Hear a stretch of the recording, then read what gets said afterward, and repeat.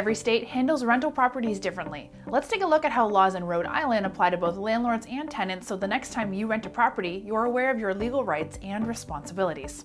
In this video, we'll talk about the different types of lease agreements, what landlords are required to disclose in Rhode Island, whether landlords are able to access a leased rental property, and how evictions work in Rhode Island.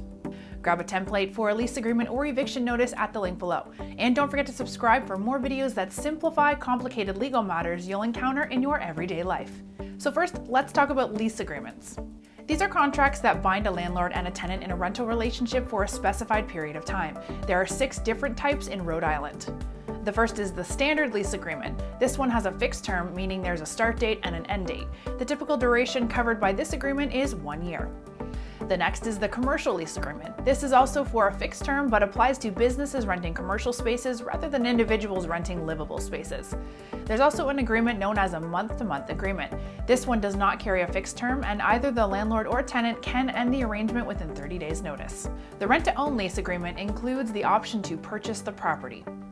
A lease that applies to multiple people renting rooms in the same house is known as a roommate agreement. Finally, there's a sublease agreement. This one allows a tenant who's already in a fixed-term contract to lease the space out to someone else. Now, let's turn our attention over to what Rhode Island's laws say about landlord disclosures. By law, landlords are required to tell the tenants the following: whether or not the property is violating any building codes, whether there's a property manager handling the rental, and if so, how to contact that person, and for properties built before 1978, there's an obligation to disclose whether there's lead-based paint on the walls.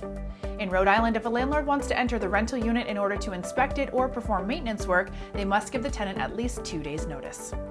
Now let's talk about evictions. It's illegal for a landlord to change locks or forcibly remove a tenant. A legal eviction must begin with what's known as an eviction notice. There are several types of eviction notices used in Rhode Island. The first is the 24-hour notice to quit, and this form gets used if the tenant has been caught engaging in illegal activity such as the distribution of illegal drugs. This form lets the tenant know to leave within 24 hours or face a lawsuit. The 5-day notice can be used if the tenant fails to pay rent on time. A landlord can use this if rent is late by 15 days.